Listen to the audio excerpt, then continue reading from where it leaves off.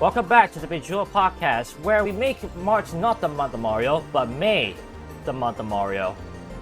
I'm Joel, I'm the epidemic for 121, and to be honest, still can't believe that I'm finally done with the semester. And I'm Zach, and I've played 350 hours of Mario Odyssey, and I don't remember half of it. Oh dear, well that's gonna be fun to know. Yeah. Ladies and gentlemen, welcome back to the Bejeweled podcast. This is episode 22. 2 weeks ago, me and Zach were giving our honest opinions and reviews of the Super Mario Bros. Movie. Today, in the same month, we're going to be talking about Super Mario Odyssey. For me, I finally finished the game a few weeks ago, back on the 4th of May. Yes, May the 4th. And now that I'm able to finish, and now that Zach also finished a few years ago, it's finally time we give our honest opinions about the game. Because honestly, Odyssey has a lot to be talked about. Yes. So, if you guys are hyped for another podcast here on the channel, make sure to hit the like button, subscribe to our content if you're new, follow Zach on these handles, and ring that bell to find every time on the channel. If you missed the Mario Bros. Movie podcast, check it out on the card up here. With that said, ready, Zach? Let's go! You did that last time. Do something different. Okie dokie. That much better. That fits because when you start a battle in Mario and Luigi Bowser's Inside Story as Mario and Luigi, that's what they say is "Let's it go." Mario says and Luigi says "Okie dokie." Isn't that also in Superstar Saga technically? Yeah. Yeah.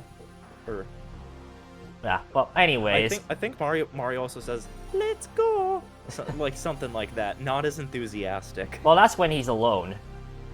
But anyways, off topic. Yeah. Well, it's still Mario, but yeah, Mario still. we're talking about. Anyways, my goodness. Odyssey is a fun time. I actually have the moon and the Mario Cappy. That's what I showed on screen. I actually got these figurines. I think a year or two back, but I never opened it up until I finally finished Odyssey. Ah. I told myself, well, actually, finally tell myself to finish to play the game, and I finally did. Nice. And so now I can. They've just been sitting and waiting. Oh yeah, no, in the package more so as well. That's the crazy thing. But now I was able to finally open it now that I finished it, and my goodness, I posted on Twitter with the hashtag podcast, with hashtag Super Mario Odyssey, but I also put hashtag GOAT because honestly, I feel like this might be the greatest game I played in my life. Really? Rivaling Sonic Unleashed. As someone who is a big fan of finding stuff, exploration kind of type of games, Odyssey really hits all the notes of like what I want from a game like that. Yeah. So, what exactly are those notes? Fun exploration that's not frustrating, because like I feel like because of the massive amount of stuff that you have to find, it feels like every little bit, even though it's just a little bit, it goes a long way into, well, finishing up the game. And I know it's like 880 moons and like over 1,000 plus kingdom coins, but for me, it's just something about that exploration type of thing that is like just gives me joy. Mm-hmm. I'm not sure you would share the same sentiment because I know not everyone is into like these kind of games where you always have to find stuff, but that's just me. Yeah, I've always thought that it's like, even though it still follows like the same, I guess, format as something like Super Mario 64, in the fact that you are scouting for these certain collectibles, and you need a certain amount of these collectibles in order to progress. You don't always have to go for the ones that are on like the main storyline. It still feels very distinct from the other 3D Mario games in the sense that, yeah, there's so many of these collectibles that you can really just go off the beaten path but still make tons of progress. It does reward the exploration the massive operation you might do. And sometimes when you like explore, it's just like, oh, I feel like I'm breaking the game. You're actually not. It's what the game intends. Right.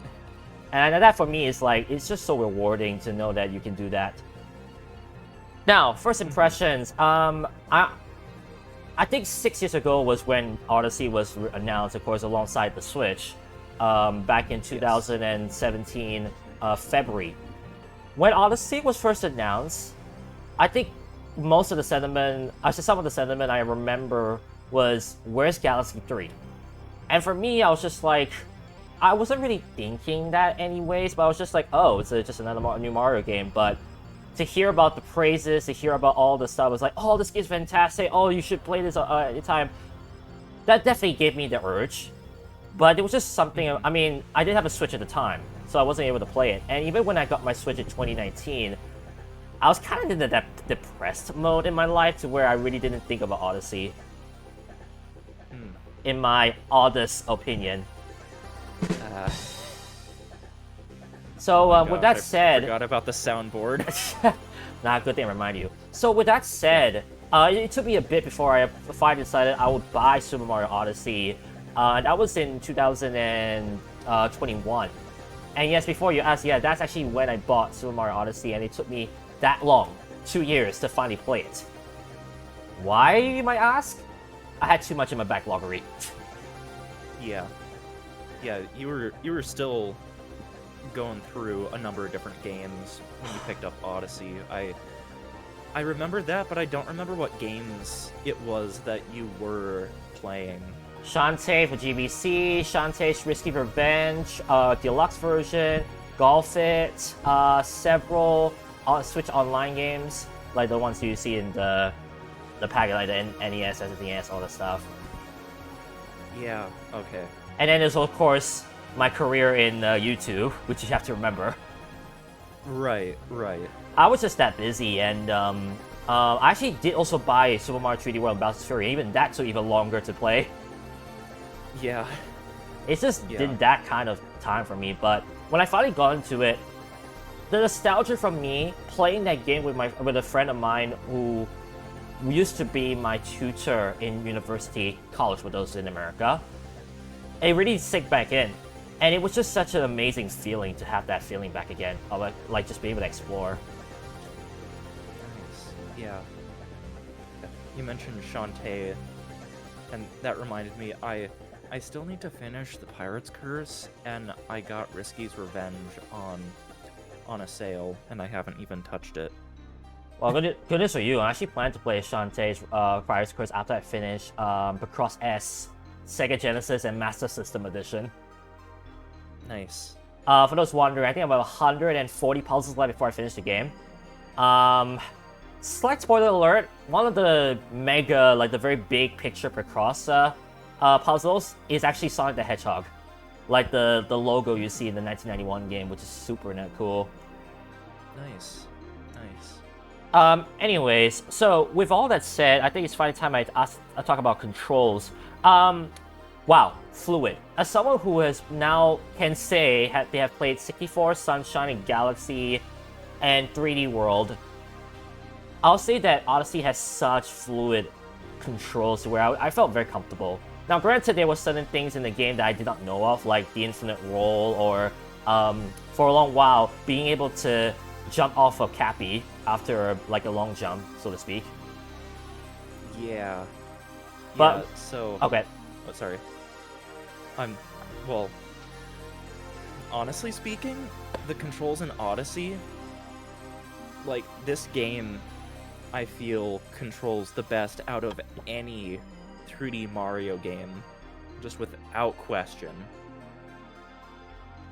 Especially, yeah, once you get the hang of the more, I guess, complex moves, like you can do a ground pound into a hat throw into a midair dive off the hat, and then throw the hat and dive again, so then you get like all that distance, and maybe instead of starting with a ground pound jump, you start with a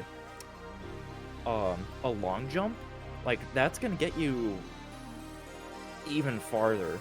Now, yeah, it does take a little bit of getting used to, but once you get the hang of it, it almost just becomes second nature, I felt.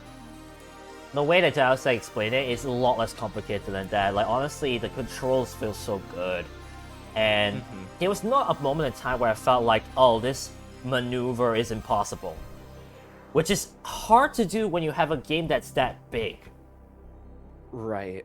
The fact they nailed it is a very big testament to how they have like mastered the art of making a 3D game with exploration. Yeah. So it feels just amazing just to play it, and it's like you know, yeah, this is good. And even the controls for each of the characters when you cap them, no cap, it's that easy to understand. Yeah, and every time you do it, it gives you the controls at the bottom of the screen, just in case you've forgotten, or if it's the first time that you're capturing them. So you always know exactly what it is that you can do. So yeah, that's why it just feels so nice when you play it. When I play Odyssey, it's just amazing. So there are, I guess, the optional, quote-unquote optional moves that you can do only with like motion controls. And some people have said like, oh, there's certain moves that are basically impossible if you don't use motion. I've played through the game at least a couple times without using motion in certain spots that other people say, oh, you need motion to do this. You don't need motion at all in this game. Motion is for speedrunners. Yeah, so just as like an example of something, if you capture the frog, like the frog... Yeah, I was about to say the frog creature. The frogs in the first area of the game. If you shake the controller, you do an even higher jump than what you can do just with a button press. Yeah. But the parts where most people are like, oh, shake the controller to do a high jump, there's hidden blocks that you hit just with the regular jump that then you jump on top of to then give you the extra height. Motion is not required in Odyssey. So what you're saying is that the game somewhat rewards laziness. Yeah. That, but also it really feels like, and even if you boot up the game for the first time and it's like, oh, try playing with detached Joy-Con, like one in each hand. That's kind of how they're intending people to play the game, is like Wii Remote Nunchuck style, so then you have like all that extra motion, but they still made it to where you can just use the buttons and sticks and you're fine. Yeah, agreed. I think that was a really good balance that they struck. Like, yeah, you can tailor stuff around that sort of control style, but the fact that they didn't barricade any moons behind needing to shake your controller to do something that a button press can do just as well, I think is really great. Agreed. And it doesn't feel as though that you're like, oh, this must be done this way. It's like, there are many ways to do it. Yeah. Speaking of that first area, with the controls finally settled between the two of us, I think it's most time for going to each kingdom, and this could be a long time. Kingdom, Yeah. my kingdom, my kingdom. So the first thing first, we get the story, we get the plot straight away, and then we're all of a sudden transported to Cat Kingdom, which is the first one, Bonneton. Bonneton, which honestly the puns in this game are fantastic. Yeah. I quite like them. So for a starter kingdom, when you go into the Cap Kingdom, we know that the area is very like destroyed. Bowser took like one of the basically tried to destroy most of that area just to ensure like, well, Mario couldn't get to him. As a starter kingdom, I'll say this right now: minimal music and the foreboding fog that roams around Bonneton is a very foreboding like start, and I quite like that. And the fact that we haven't seen the game title yet as well. Yeah, it both feels a little uneasy, but also comforting at the same time. And I don't know, it almost feels a little uncanny. Yeah, that's true. Also, hi Melody in the chat. How you doing today? So, and yeah, I just quite like the fact that you also lets you get used to controls straight at the gate. Can we both agree Cappy's cute? Yeah. Yeah, he's one of the best Mario characters. Yeah, he's adorable. His little hat, the eyes. As we know, at least he's not who's that companion in Super Paper Mario? Tippy? Yes, he's not Tippy. He's not like very annoying by any means. Yeah. I mean, I could have said the great, I'm just forgetting every side character now. The one from the one that irritates you in Ocarina of Time. Hey, listen. Oh, Navi. Thank you. It's not Navi. Yeah. But yeah, that's by the by. I quite like him, and he's definitely. I mean, he has a purpose, of course, to help out Mario. And there's gonna be a later part of the game, which I'll say this right now. I felt very tingly, as you'll see in a moment. But yeah, no. I think I know what you're talking about. Yeah, Cap Kingdom, really enjoy it. Have a great day plus stream. Thank you so much, Melody. Great kingdom, and as an actual kingdom itself, once you come back to it, once it's rebuilt, I quite like the idea. I quite like the idea of just a lot of odysseys around, like what it actually supposed to be if had not Bowser destroyed the area. Yeah.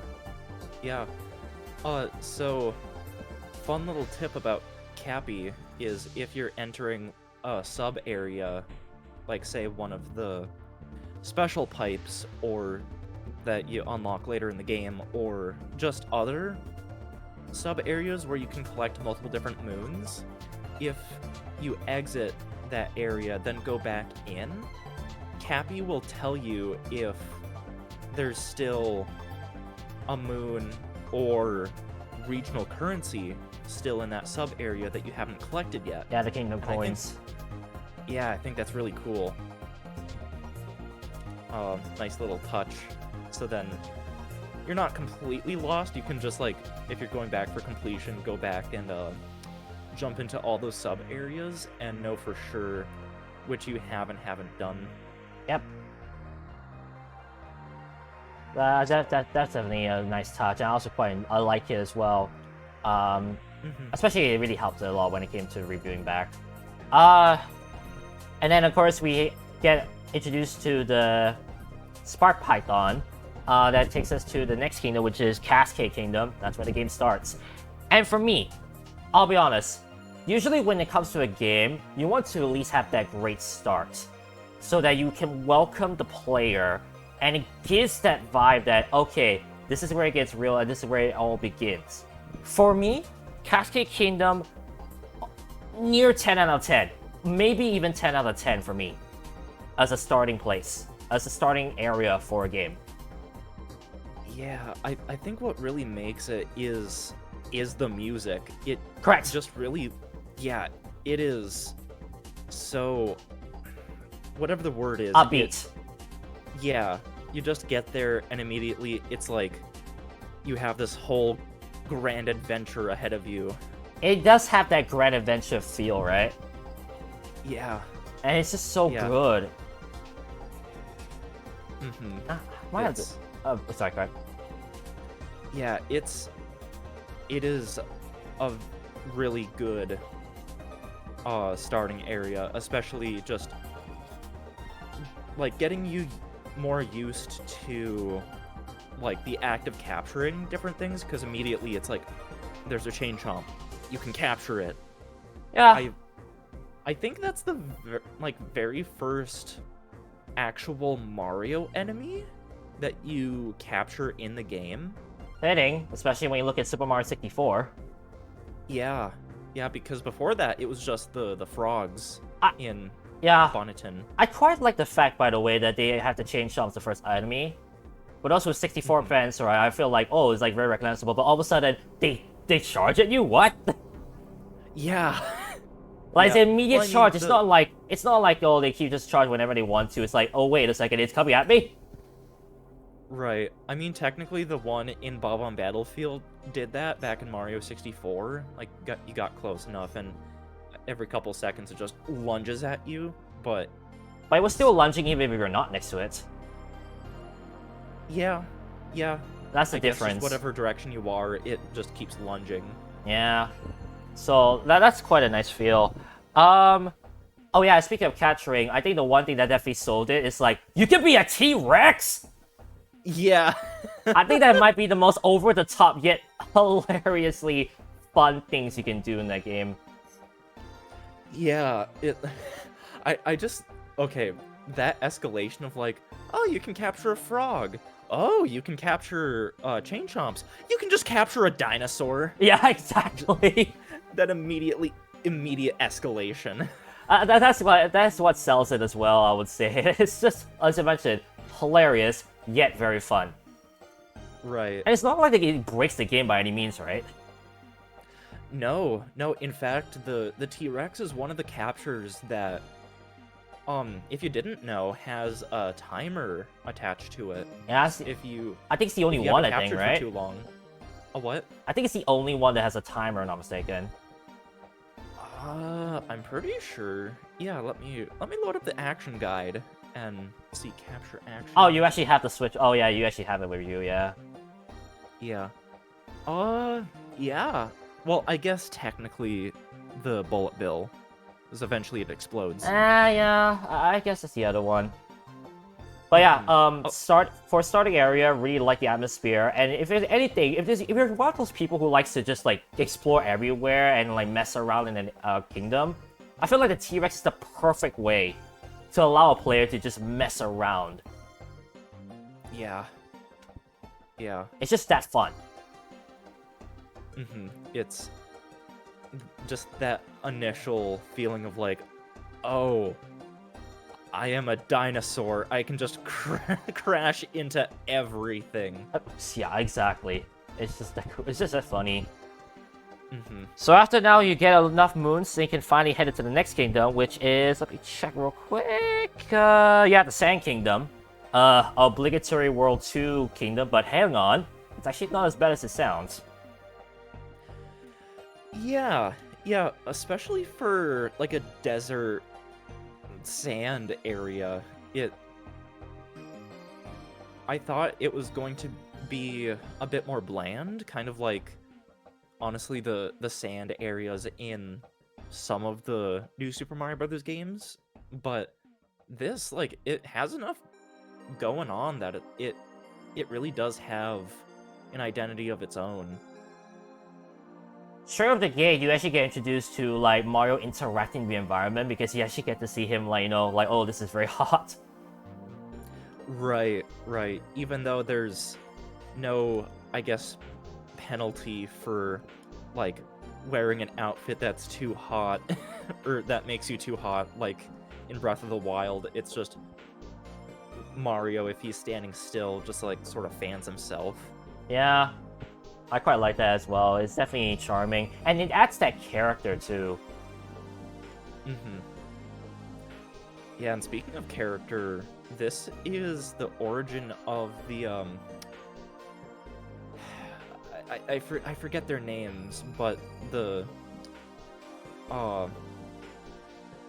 species of character that... Oh, the inhabitants of Sand Kingdom. You talking about that?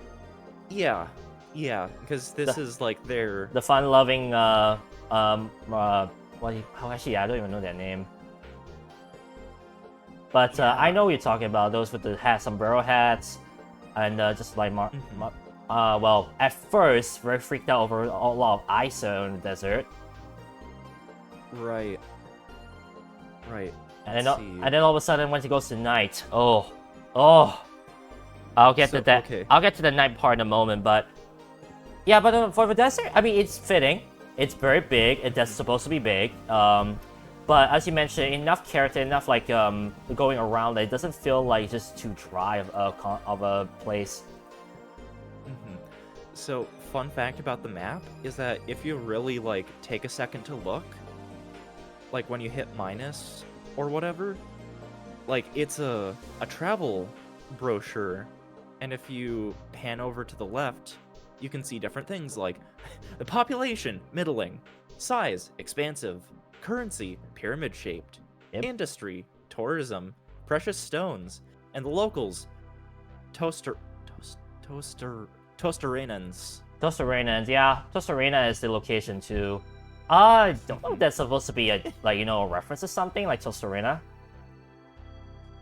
The only I can think Yeah, of is like that's- Macarenas because the characters look as though they're Mexican. Yeah, I'm not sure if it's really supposed to be any sort of like reference or anything. Nah, not me either.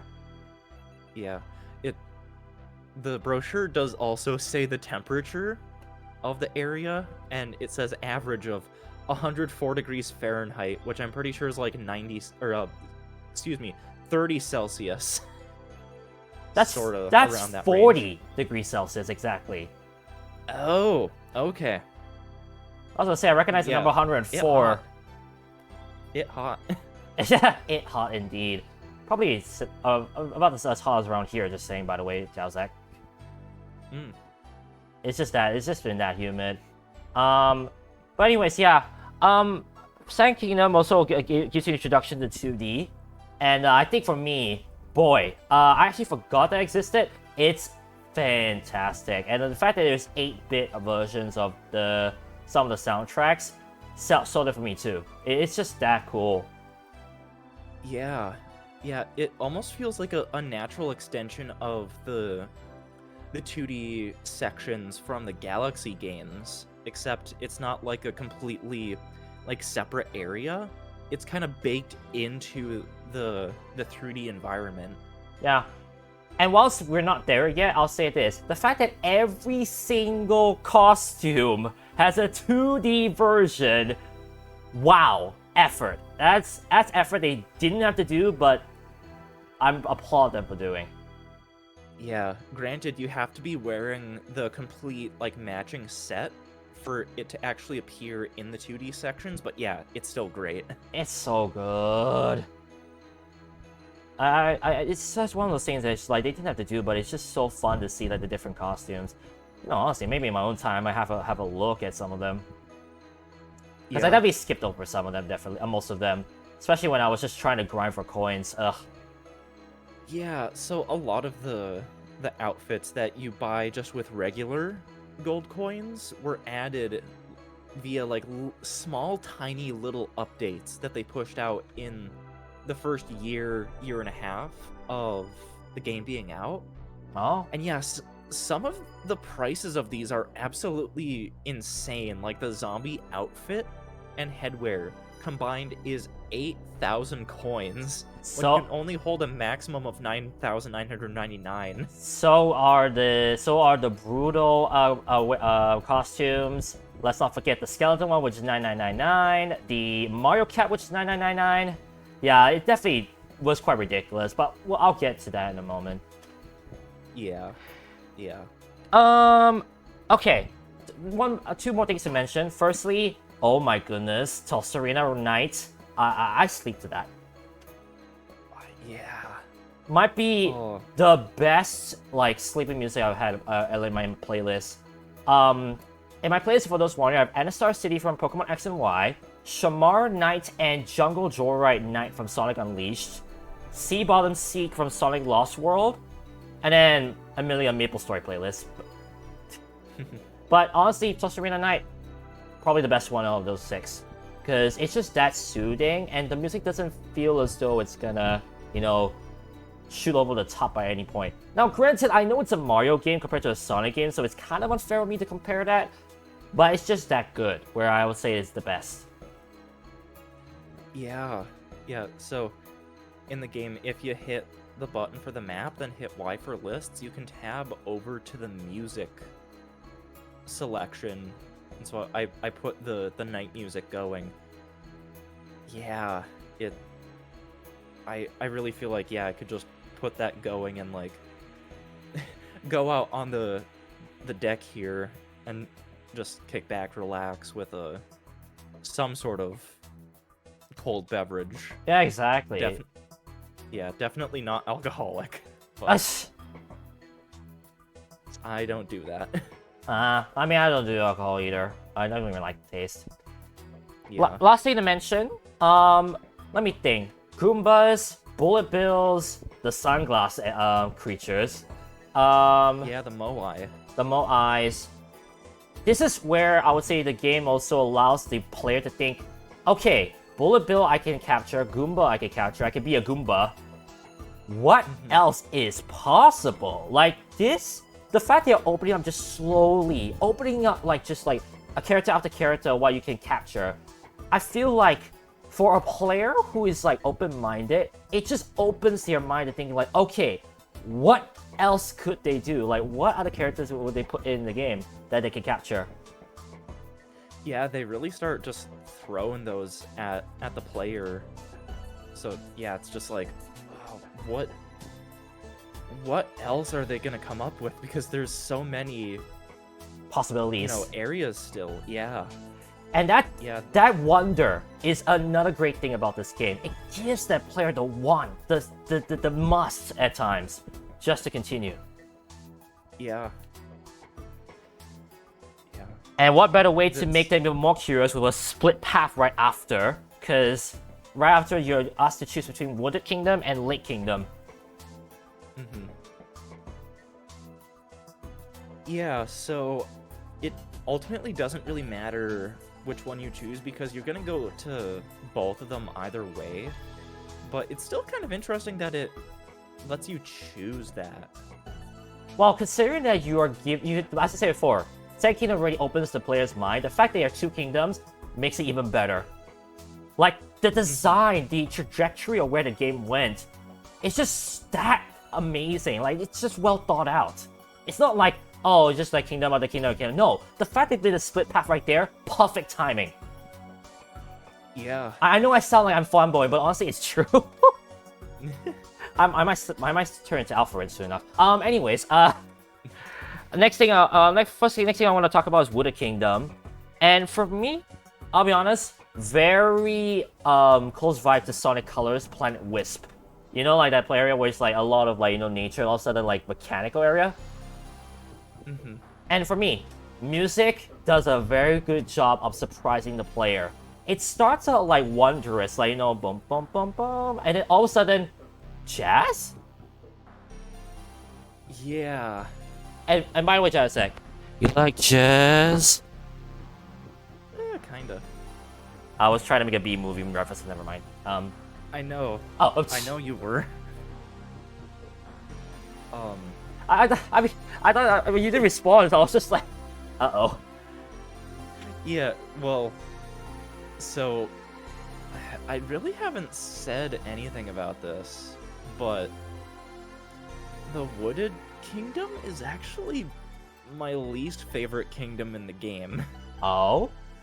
Mostly because of how not intuitive it is to navigate once you've hit all the checkpoints and all of the moons that you can collect are available to collect. With how layered it is, you look at the map and it's like, oh, there should be a moon here. But no, it's like one layer down. It's never been my favorite place to revisit whenever I've gone back to the game to replay it. Because of that, yeah. But the overall like atmosphere, yeah, it's great. I keep saying that. I mean, to be honest, I quite like the idea. And for me, the music really, as I said before, does a great way to surprise the player. And for me, that's why I also was like, man, they really designed this so well.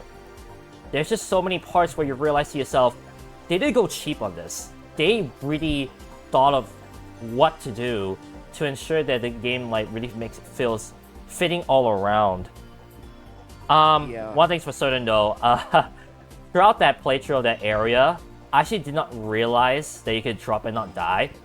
And I'm just gonna quote the Brain Age guy and say, was there a downside? Oh, yeah. I've actually Is there forgot. a downside? I think so. And there was. And I actually forgot there was, actually. T-Rex back down there. Nice callback. And, I mean, yeah, I quite like the down area. Alongside the top area, which, again, a lot of nature combined with mechanical stuff. Yeah. Yes. Okay. So it's kind of fun in that lower area that the T-Rex is just always on patrol and it's always on the same route. So you can sort of work around his route to like make sure that you don't tip him off. But then there's one or two things that you need to be the T-Rex for, and eventually like you kind of realize that, oh, he sees me, he starts charging towards me. But if I make him like hit a tree, that knocks him out a little bit, and then you can capture him. Yep. No ordinary T-Rex, apparently. How did it get to the Wooded Kingdom, though? Yeah, good question. Next question. Also, yeah, well, next question. If you look at the sky, it's comprised of like triangular tiles. Almost like this isn't even a natural forest to begin with. Oh, yeah, it's kind of like a dome. Yeah. Which makes sense. Yeah, those are either screens or you're just in like a giant glass, like, sphere that's just made out of small little triangles. That's very true. It definitely feels weird, but eh. I still quite like it though. You mentioned how like this seems a bit linear and all that stuff, but I'll be honest, it's a very vertical level, yes, but not unreasonably difficult for me, I would say. Let me think. There's the long-legged guys you can cap, and then there's just some of the fire bros as well. But that's just, honestly, the fire bros are like, you know, very off the beaten track. So really not much to say. But honestly, I mean, you get the players starting off. So the fact that you have like characters that allow you to like get verticality in a vertical level, definitely nice. Yeah. Not much else to say about it, to be honest, though. Especially the way that those plant enemies are integrated into the like final boss fight of the area, I think is really, really fun, because you actually need to capture one of them to then like extend into the weak point of the boss. Yeah. Although, to be honest, boss was a bit too easy for me. Yeah, once you kind of realize what it is that you need to do, it's pretty... It's a pushover. Yeah. It's just like long legs, that's it. Long legs, that's it. That's really not much, I'll just say otherwise. Then we head over to the Lake Kingdom. I have not much to say other than two things. Firstly, music, while serene, I quite like it. Not really my fave. I'm not really into the music of Lake Kingdom. Although one thing's for certain, I can breathe underwater? Yeah, so the amount of time that you can spend underwater in this game, it goes to infinite when you can capture a cheat sheet. Yeah. And I love it. Yeah, it makes the underwater sections in this game, I think, just that more bearable for so many people. Yes. Because I think that's definitely a sore spot that a lot of people have with water levels in games is you can only be underwater for so long before you have to think about finding air in some form. But if you can find a cheap, you just throw your hat at it and you don't have to worry about that. Let alone the speed of your character. Nice. As I'm gonna shout out your Mario 64 video, Wario definitely makes 64DS definitely unbearable in terms of swimming. So the fact that you get to swim very fast around water, infinitely at that, just makes water areas so much more fun to go through. It doesn't feel like a chore anymore, basically. Yeah, it just feels like you're almost kind of just flying through the water. Yeah. Instead of ugh, water, it's water. Yeah. Honestly speaking, Wario is my least favorite character to play as in 64 DS. I think it is for many. Yeah, he's really only useful for a handful of stars, and that's about it. Whereas with the other stars, like most of the time, you have to play as Luigi because his acrobatic ability is just way better. He has the flutter jump. He can like backflip into the propeller spin. Really, his only downside is he cannot wall jump like Mario, and Yoshi is needed for a handful of stars, but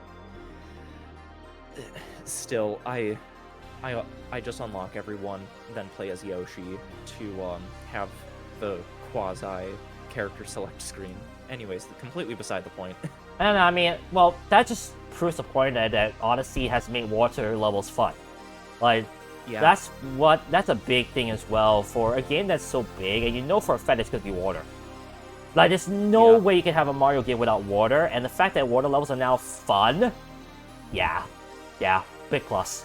It really just even makes the player more excited for like, oh, I can actually go to a water level and actually be happy about it instead of being groaning about it.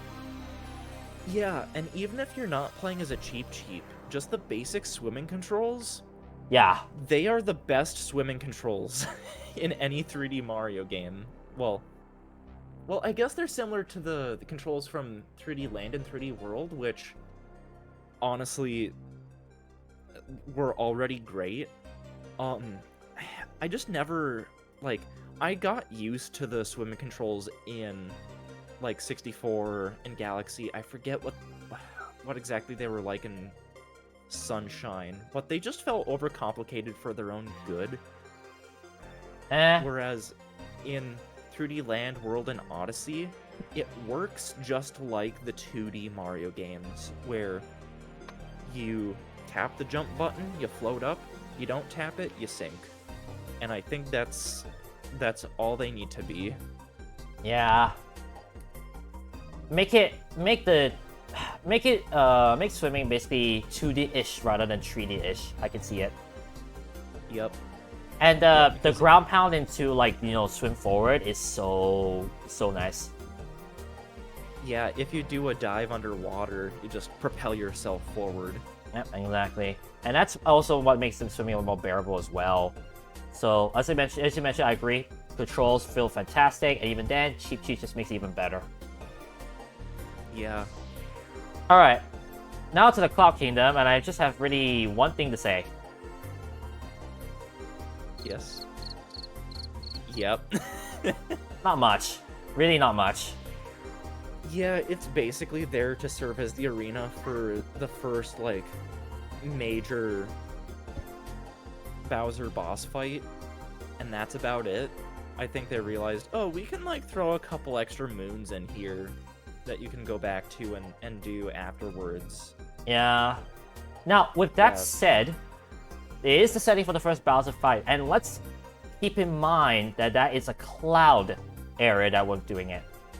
I'll explain why I want to keep that in mind later on. But straight away, let's go straight to the Lost Kingdom, which is where Mario and Odyssey first crash at. I'll say this. When you first enter the kingdom, you'll notice that it's like one of those few kingdoms where, I think it's the only kingdom, where you enter a lot of, like, pixels, aka a lot of foliage to start. And then all of a sudden you just hear that music of, like, you know, that is also filled with wonder. It kind of feels Tetris Effect-like. Yeah. And for me, right, when you consider it's a lost kingdom and you're trying to explore around, it's just that has that wonder again, which again leads me to saying this: they did not go cheap on planning this game. Right. It's, yeah, we really haven't. Well, I was about to say we haven't really seen anything like this in a Mario game before? Question mark. But I mean. There's been similar areas in, like, I think some of the poison areas in 3D World. But yeah, the atmosphere in this, I think, really makes it. Well, I was actually about to give them, like, a comparison, like, for example, Sunshine. If you look at Sunshine, you look at all the music, it's mostly just all tropical, right? It's all tropical themed. and all that stuff, right? It's not really much like, you know, character, like leaning towards like the environment that it's in. Yeah. But you look at Yeah, Odyssey, I feel like they did the most work when it comes to making it fit. Mm-hmm. Yeah, now that you point that out, yeah, it does feel like it could potentially like fit in with Mario Sunshine. Yeah, I'm taking in the environment now. It's like, yeah, I can see this being in Sunshine potentially, especially with all the like the poison goop. They could have like incorporate something that spits the goop around. Didn't Well, they do that when I know. didn't they do that with one of the piranha plants? Yeah, in the wooded kingdom. Yeah, one of the secret pipes. Yeah. Any- Which fun Okay. fact, you can capture those piranha plants. Throw a rock at it, then cap it. Yep. Yeah, and technically to get full 100%, you have to capture every single possible thing. And there is an easy area that you encounter the first time that you're in the Wooded Kingdom. It's like right at it's right at a platform where there's like a main story moon that gets spawned. You can throw a rock into one of their mouths, capture it, spit some poison, and the game considers that captured. There is a sub area that has those enemies as well if you, for whatever reason, did not capture those. I say for whatever reason, but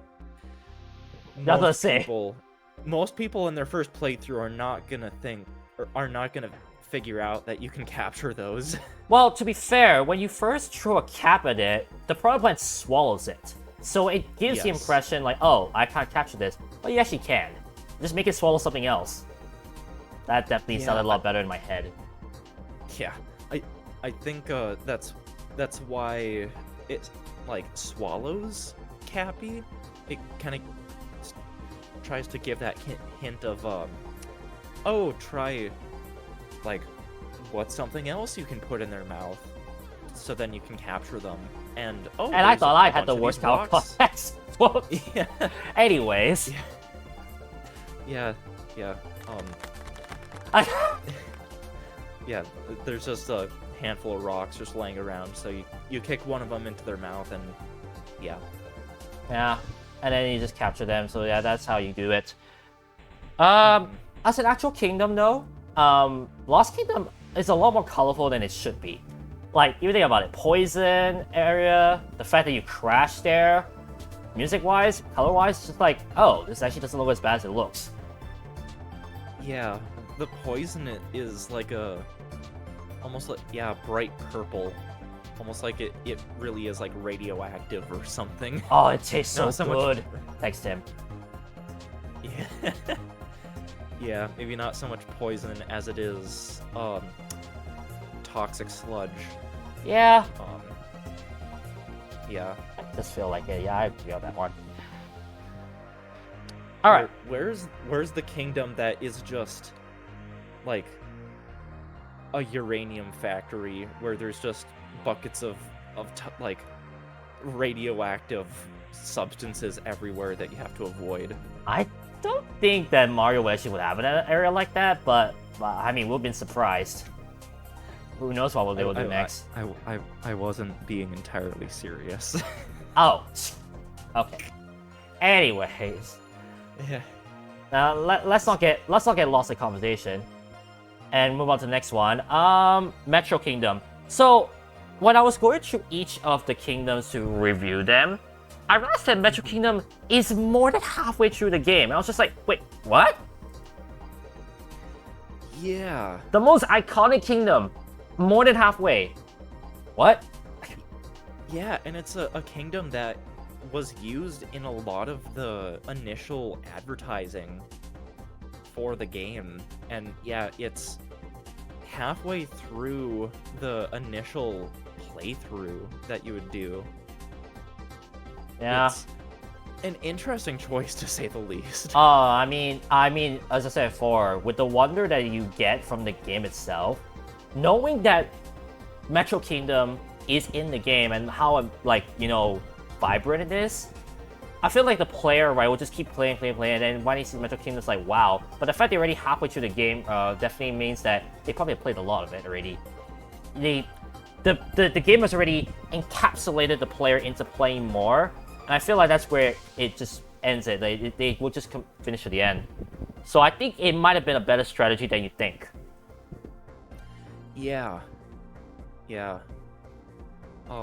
Especially the like initial missions that you have to do. You're basically ridding the city of the monsters that invaded. You could almost say that it's a reference to Donkey Kong, but there's no apes, and instead it's giant, like, mechanized caterpillars. Isn't there just one? It's, yeah, and then also just a bunch of tanks. Oh yeah, no, the tanks. I like the fact you're getting captured a tank though, and I'll be honest, boss fight, one of my favorites. Difficult yet very fun.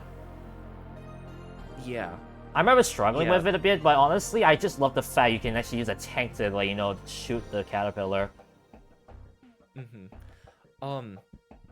Fun fact about that boss fight. So in the control settings for Super Mario Odyssey, you can change the intensity of the HD rumble.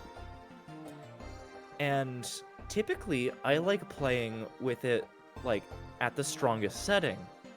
If you play that boss fight with the strongest setting, the controller goes nuts. I actually didn't... Especially... Go ahead. Yeah, especially with, like, its death animation, where it, like, each segment just explodes one by one. Even if you hold the controller, like, this far away, like, arm's length away, you can very, very obviously hear it just... Oh. That's hilarious. Yeah. Yeah. There is another little detail about the rumble that I don't think more people have noticed. So if you're scrolling through a menu, like, let's say the moon list for Kingdom, if you start at one end of the list and hold your controller up to your ear, you will slowly hear the rumble go lower pitched. Huh. And it's more noticeable, I guess particularly in the pause menu. If you just keep scrolling down, it goes diddle-oo, diddle-oo, diddle-oo, diddle-oo. And again, it's a lot more noticeable if your rumble is set to strong. Man, that's Very good attention to detail. I've heard. Yeah, I'm kind of surprised that they did that, because I've not heard anyone else mention that, but I somehow just figured that out, and it's like, huh, that's neat. Oh, it's quite cool. Yeah. Now with the caterpillar out of the way, let's go to the actual kingdom, and wow. I mean, it's metropolitan, it's supposed to be big, and it is big, alright. Yeah, it's New Donk City. From my experience being at actual New York City, it feels very similar to New York City. Good. Yeah. It's also kind of fun once you've gotten rid of that boss in the first phase. It's just kind of funny that you end up having to recruit musicians. But I mean, that makes sense because it ties into the ending section of the kingdom. Yeah. And of course, that's the festival, which, I mean, 2D section, really not much to say other than fantastic music. Yeah. And other than that, I mean, wait, what? This is an ad! Oh, I see Do what you you not mean. know that reference? No. So, in a TRG Coliseum, there was a stretch goal for the group to sing Jump Up Superstar. Oh. And, yeah, Steve and George, upon looking at and having to sing the lyrics, just started going on a tirade about, like, this song is just an ad for Nintendo Switch. While everyone else was just trying to sing the song like he wasn't going on that tirade, but you just hear him say, "This is an ad!" Stephen George. Yeah. Anyways, to really cap off, I mean, Metropolitan Kingdom is big. Might be a bit too big, but it's fitting, as I mentioned before. It's metropolitan, it's supposed to be huge, so it definitely is fitting of its nature. But at the same time, boy, this was the kingdom that definitely I struggled a lot getting like all the stuff in. And not necessarily it's different difficulty-wise, more those tedious-wise. Right. So, like, oh, okay, I'm looking at the map screen right now. Even though I've only played 45 hours of Tears of the Kingdom, all of these areas just feel smaller than what I remember. Oh.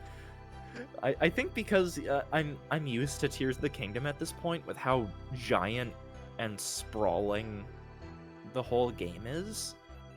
Like, these areas just feel way smaller than I remembered them being. Yeah. Oh, well. Like, every single area, not just this one. Jeez, okay. Well, I mean, there's that. So yeah, for me though, I think one of the more infamous moons, and I think we could agree with this, the jump rope one. I actually did it. I actually did it without like handheld, and honestly, really not as bad as I thought. Although I mean, I got very nervous nearing the 100, and my mom actually scolded me because I shouted very loudly. That moon is 5 years in the making, because I remember I struggled with that when I was playing with my friend at his house. But I finally managed to get it on my own. Retribution. So, the first time that I played through this game, or at least like a part of it, wasn't even on my own Switch. I had a friend at the time that their younger brother had a Switch, so oftentimes like we would play different Switch games together, and once Mario Odyssey came out, that's one of the things that they let me play is Odyssey. Actually, a lot of the co-op. And they were one of those who just always struggled with the jump rope moons. I did it on my second try? Way back when? And I don't know how. Yeah. That's all I can say. Yeah, like, especially once you kind of know what exactly you should be, like, listening for. Like, when you hear the person go, hey, kind of like a small portion of a second after that is when you should be hitting jump. And once you kind of get in that rhythm, you can just keep going.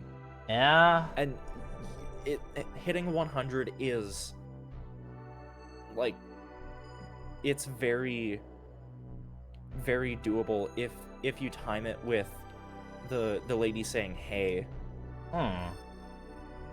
Yeah, That's quite interesting.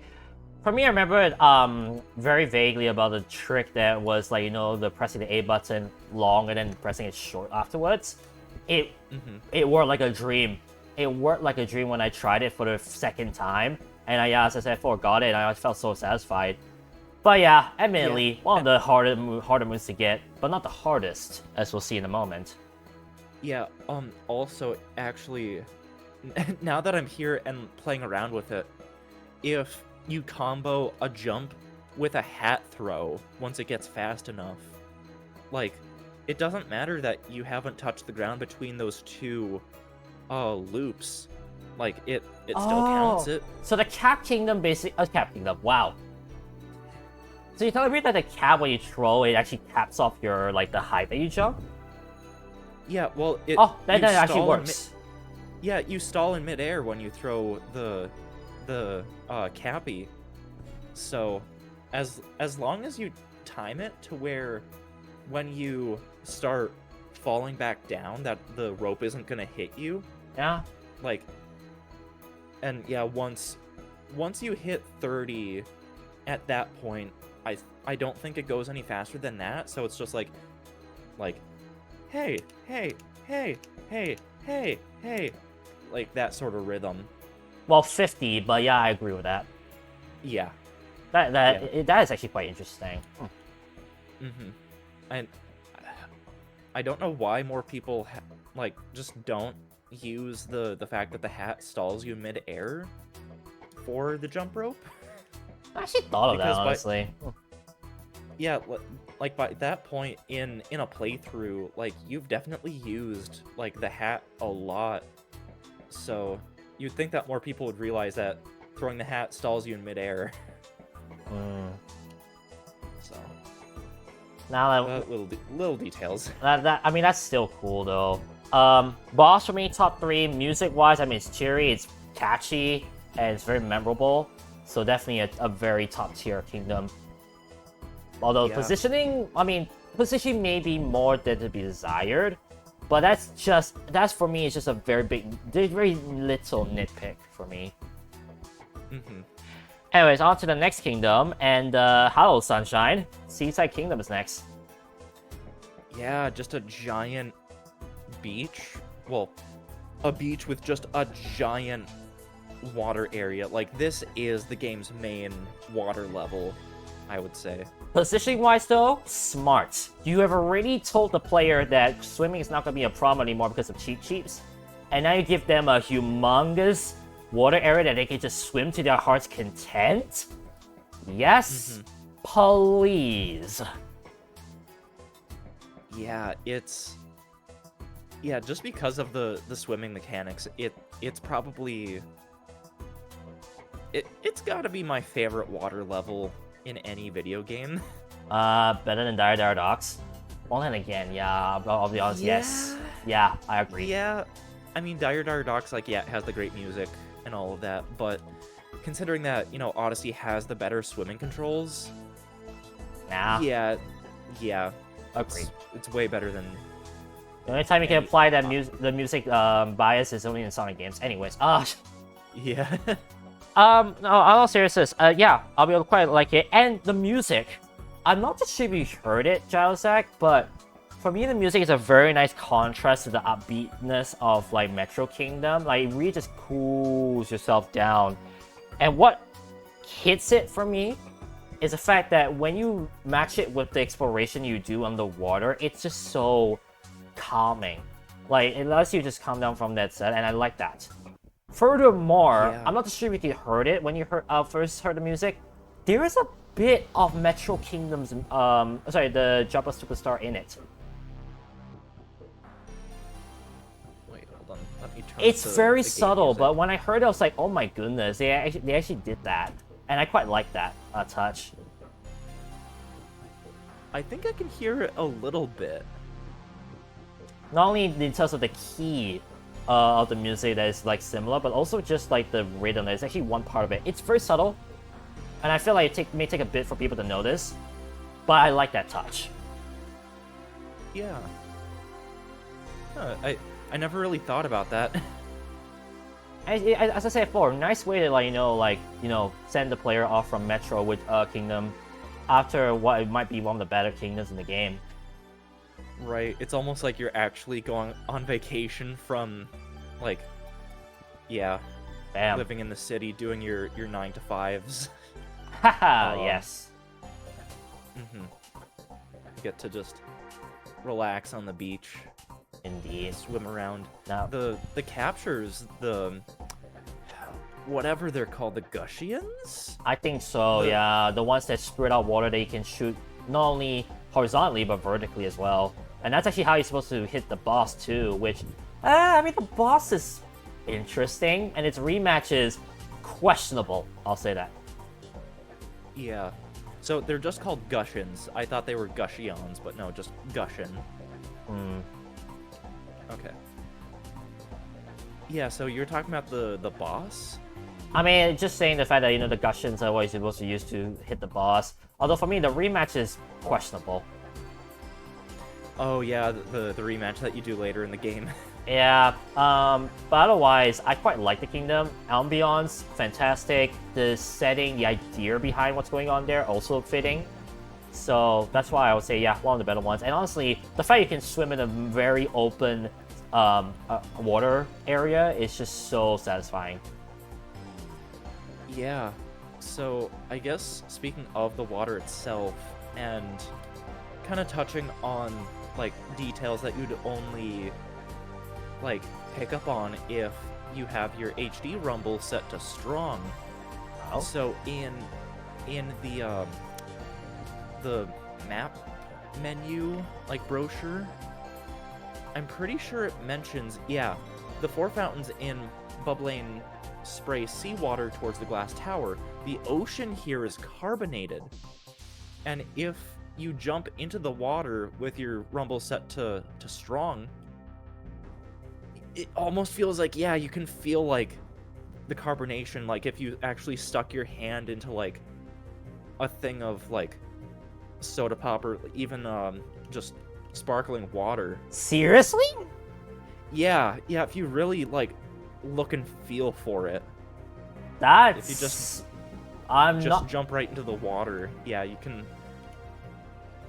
Sorry, Yeah. I'm just taking the time to think myself, would I ever want that feeling of soda around my hands?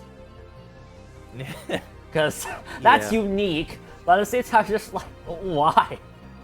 Yeah. Well, Did they- probably just do it with I tell you what, carbonated I think water.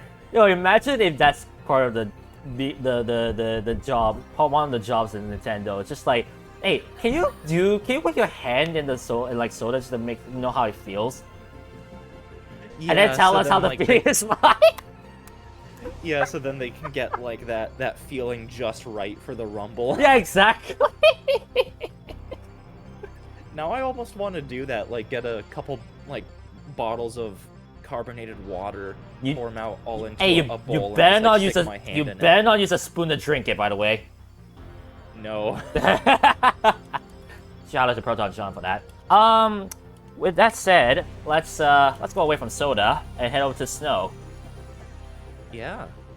And man, I don't know how to feel about this kingdom. I'll be honest. It's snowing, yet there's a warm spot below all that snow. I mean, I know snow does insulate yourself away away from cold, but at the same time, it feels as though that most of what you do in the Snow Kingdom is just in that area. Yeah. I'm loading up into it right now. Yeah, it just feels a little bit, I don't know, barren. I mean, it is a tundra. Yeah. But yeah, it's weird. It almost feels like that there's not a whole lot going on because it's split up in the way that it is. Yeah. Like the main area that you get dropped into, I mean, it's all right, but then there's the big hole that you jump into in the middle that brings you to like the other half of the area. But even there's not really a whole lot to explore. Yeah. It's just like the shop and a couple sub areas, and that's about it. Yeah. And then there's, of course, there's the racing, which I do want to ask. How did you find the racing in the Snow Kingdom?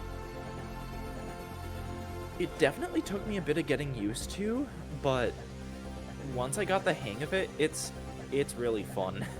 Oh, I'll be honest, I'm surprised that some people don't like it. I know, I've Yeah. seen, like, people, like, I actually know, I did watch one video of talking about the top 10 toughest moons, and one of the moons they mentioned was one of the Master Cup version of that snow race. I was just like, bro, what? Yeah. Like the game, not gonna lie, that game took me a couple tries to do, but still. Yeah, the game does slightly rubber band you to help you out as well. It's not like it's like downright impossible by any stretch of the imagination. Yeah, it's again, you just get the hang of it, and it's not too bad. It becomes more fun, honestly. No, I can't imagine what hackers could do with that if like they adjust the jump ratio. Yeah. Boing! Skyrocket. Yeah, exactly. Space. Yeah, exactly. Imagine that. Yeah. So, I think a nice little detail about this area, kind of tying back into just using the cheeps, is that like the water in this area, if you stay too long in there, you start freezing to death.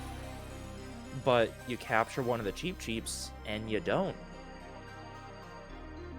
That's true. So, that is true. Yeah, because there is a number of things like in the water, like some of the moon shards are in the water, and I think one or two moons themselves. So yeah, it kind of, the game at that point has already sort of built up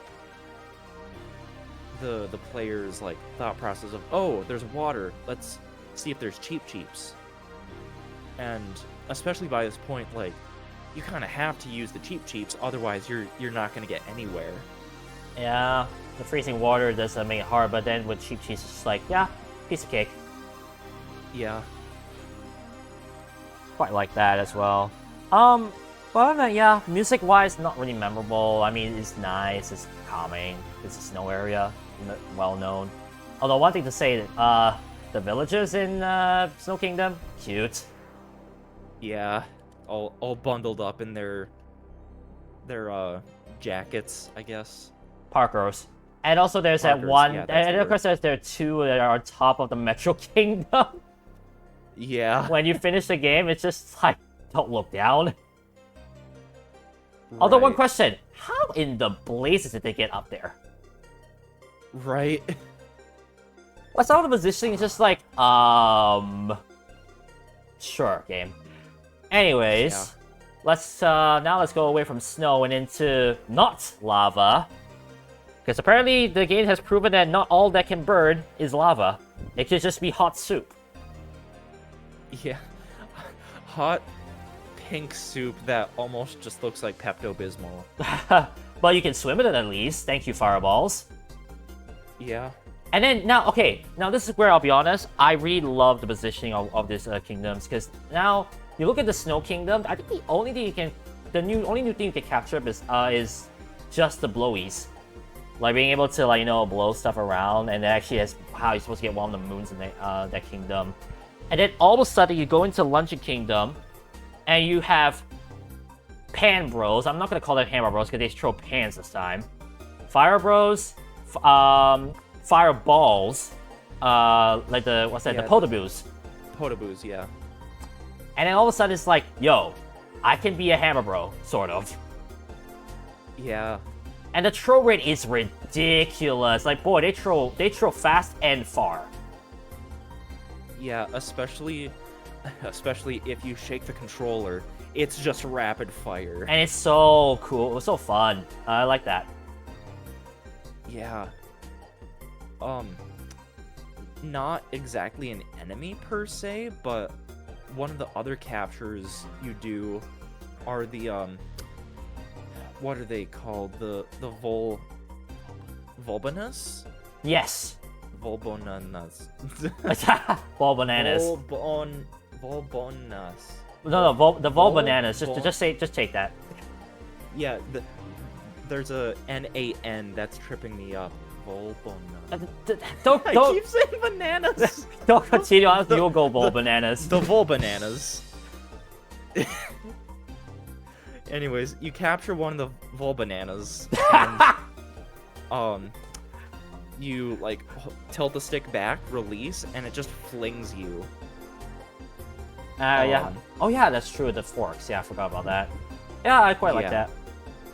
Yeah. So many like ways you can. And at this point, right? I think you are just thinking like, what else can they do? Now that you're like nearing the end of the game. Although the fact that you're nearing the end of the game with the Luncheon Kingdom, wow. Right. Let me see here. Go ahead. Yeah, this one is, funnily enough, this one is bigger than I always remember it being. And even though, like, some parts technically have the same problem that I have with a lot of the moons in the Wooden Kingdom, where you think you're on top of a moon, but in actuality, you have to like go down to get that moon. Oh Yeah, other than that, like, yeah, this is one of my more favorite kingdoms in the game. Just because how much it rewards being acrobatic with Mario in a lot of sections. boss fight as well is like one of my favorites. Another one of my favorites, also top 3, just for the creativity of it. Yeah, you're controlling one of the Podoboos, and you have to ride the spit, or I guess vomit, of this bird creature to then bop it on the head. Yeah, that is quite nice, and the fact you can control Podoboo like that. Yeah. And for me, I agree with you. The environment and the platforming that is in Luncheon Kingdom, medium level. Not hard, but I wouldn't say easy. It's like medium level, and it makes the kingdom more fun than it is for an area that is supposed to be quote-unquote a lava area. Yeah. I mean, the soup, or the Pepto-Bismol, is, it's boiling lava hot, so Yeah. basically serves the same. I mean, with how much food it looks like they're cooking, yeah, they're gonna need some Pepto after that. Yeah, that's why I was like, yeah, I quite like that. Yeah, so they just have all of this. Like, oh, okay, why on earth did they choose for this like molten lava hot substance to just be this bright pink? It is Pepto-Bismol. I don't know. I mean, Because what other food is a liquid, like a bright pink liquid? Turnips? I guess. That's the only thing I can think of, honestly. Or maybe like dragon fruit juice, Ah. but that's kind of stretching it. That's very true. Maybe we did Yeah. more research we could have, but I'll be honest, it's definitely something up in the air. Yeah. Speaking of up in the air, It's just Pepto. yeah, let's just call it that. Speaking of up in the air, we then go up the air to the Ruin Kingdom, because that's where the second time we crash. Remind me, is there a boss fight in between, or is it we just get crashed into Ruin Kingdom straight away? You just crash into Ruin Kingdom, and that's where the next big boss fight is. For me, my least favorite kingdom. Yeah. Honestly, I don't like it. Boss fight, it was a sudden move, and honestly, I struggled with that boss fight for quite some time. Really? It's one of my least favorite boss fights, because it's just that it was complicated at the same time, a lot more irritating. Plus, you're entering it blindly, and the fact you can't go back to get like a power-up heart is irritating for me. Yeah, because the Odyssey has crash-landed in the Ruin Kingdom, like, there's no way to go back to a previous area. You are stuck there until you've beaten the boss. Where's that Luma when I needed it? Yeah. The one time that you probably would want that Lumen at the right now. Right. I know the boss fight is like, I mean, where did the dragon come from in the first place? Yeah, even though there's a lot of things in this game that are out of place, but it's like, oh, it's by design because you're exploring all these different areas, and it's like, oh, it feels like you're actually, like, I don't know, exploring the whole world. It really does feel like it's the most out of place thing in the game. And you know what's worse about it, Josek? What? Can you enter the Rune Kingdom and go to the boss now? And tell me what do you see as soon as you exit the Spark Python there? And exit the... Like, you know how, like, after you finish the Rune Kingdom, there's a Spark Python that will take you to that boss area again? Yeah. Tell me what you see as soon as you exit the Spark Python, like, you don't move.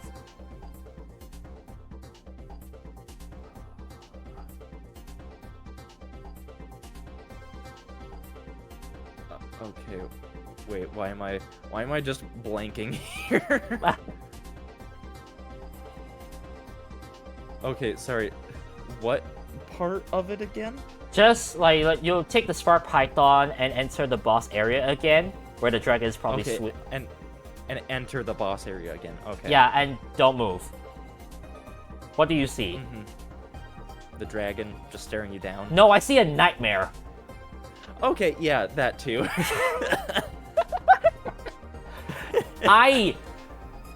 I'll be honest, when I first returned back, oh my goodness, I was like, this is the stuff of nightmares that people don't want to have it, honestly. It's just that creepy of a face. Staring at you with the dread of thinking, oh, it's about to awaken again. Yeah, it really is just like a jump scare. So if you're not anticipating it, it's just like all of a sudden, hello there. Yeah, guess who didn't anticipate it? You? Yeah. And I was just like, yeah, no, why do you exist? Right. Like, why does it just have to be, like, chilling there? I thought we killed you. Exactly. That's why I claimed it to be my least favorite kingdom of all of them. Just chin on the ledge like this, one claw on the end. It's like, I thought we smashed your skull in. Why are you apparently still alive? Ugh.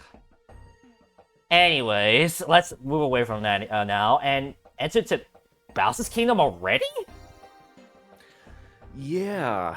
And all of a sudden we enter to a Chinese dynasty. Excuse me?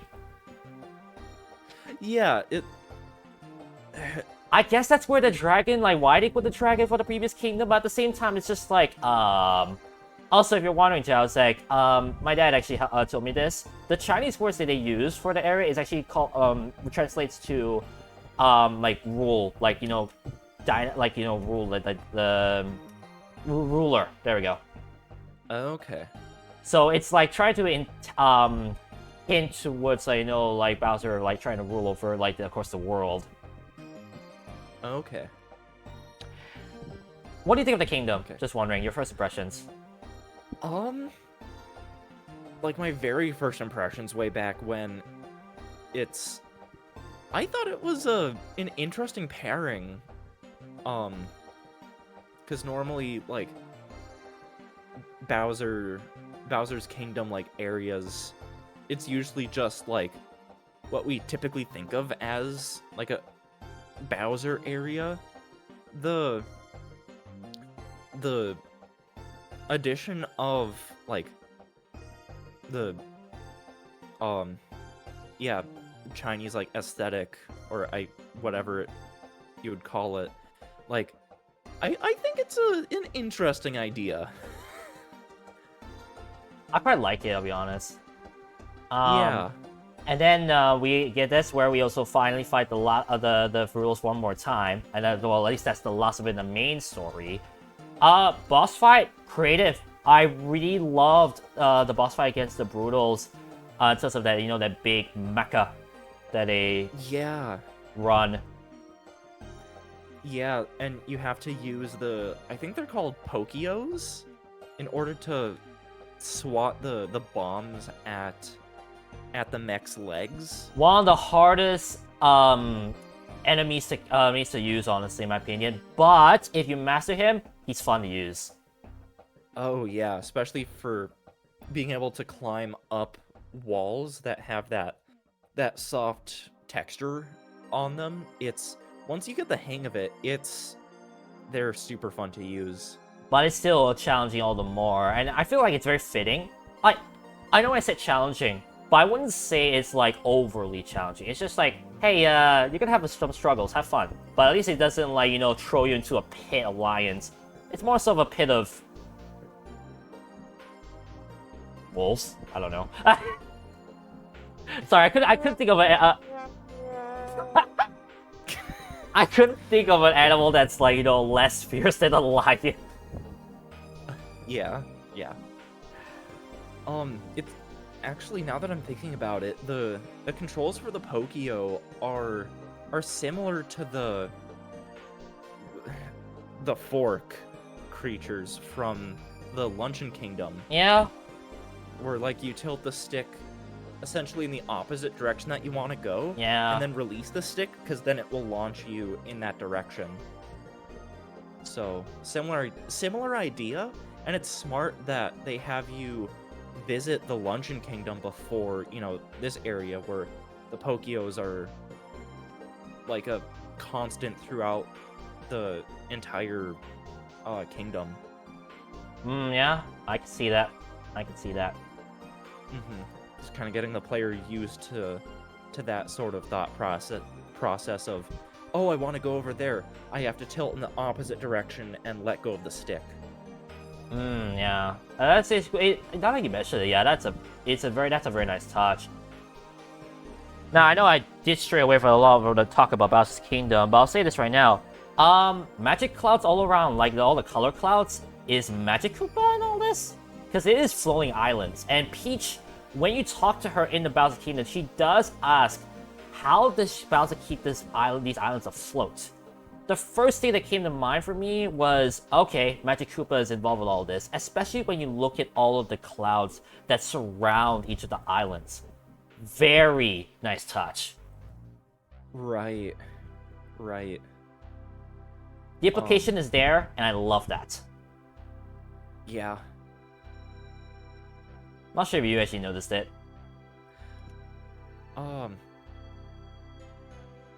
Yeah, I mean, floating platforms in Mario games, it's just something that I don't think about at this point. Nintendo logic. Yeah. But then it was really great back in the Mario movie. In the Mario movie, when Mario's just like, okay, these bricks are just floating here, no one's batting an eye. Okay. Yes. They actually bring attention to that like some things just float without any sort of support. Yeah, that's true. But yeah, no, I quite like the environment. As I mentioned, the Chinese like aesthetic is beautiful. I quite like it. Definitely not what you expect from a Nintendo game, admittedly. Like all of a sudden seeing China in a Japanese company game. Yeah, it's definitely an interesting choice. And then we complete the Odyssey and head not forward but up.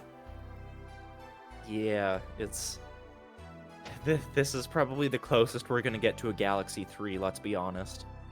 Although, let's be fair. Minimal music, minimal gravity, all that plot combined together gives you maximum anticipation knowing this is the last stop in the main venture.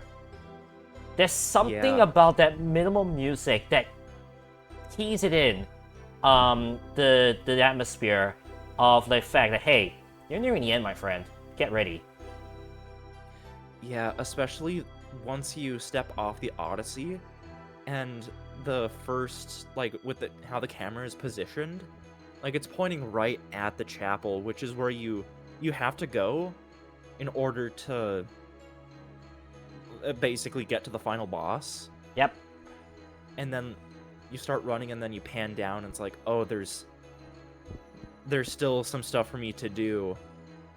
But then you get to that one tunnel, and it's basically just like a final gauntlet of just some last bits of platforming. Well, you might say a gauntlet of lava. Yeah. Which, by the way, oh hey, finally lava. Right before we had the knockoff Pepto-Bismol. Yeah, and now we finally actually have lava in the Mario game, which again would not be fitting if it had it without it. Right. Yeah, I feel like every Mario game I can think of will have at least one instance of lava, but this is like there are only like 2 instances of lava in Mario Odyssey, which is kind of crazy to say. Yeah. The other one, which of course we'll get in a moment. Let me see here. Oh, that section below, like the one that the final gauntlet, I actually did not know there were checkpoints. Yeah, the game does not tell you, and like the game has just normal checkpoints, but the normal checkpoints you can warp to once you've activated. But yeah, this area, like you get to a certain point and yeah, it's checkpointed. But yeah, it just does not tell you. Nah, I mean, it was kind of scary at times. Because I thought I was like, oh, great, I have to start all over again. I was like, oh. But then when I did it the second time and I died, I was like, you gotta be kidding me. There was a checkpoint all along. Right. You could tell I was a bit irritated after that. Yeah. And then, well, in that area, though, we get finally introduced to the bullies, which we can, like, cap and, like, bruh. I thought the Pokios were hard to, like, use. Boy, the bullies were a lot harder. Oh, you're talking about the guys that, like, you hold the button to charge and they just go forward? Yeah, not thinking about it. I think they're charging chucks now. Charging chucks, yeah. The charging chucks. Yeah. They were hard to use, in my opinion. Yeah, I just found that it's easier to, like, hold the button down, tilt left and right to line up my shot, and then just let the button go and don't touch the stick. Yeah. So felt like that was easier as well. I agree on that. But I quite like that. And then the boss at the end of it, we actually didn't mention it back in the Cascade Kingdom, but we forgot about the mother of all the Brutals. Yeah, and her pet Chain Chomp. Which honestly, that my favorite boss fight. Yeah, because you end up using her Chain Chomp against her.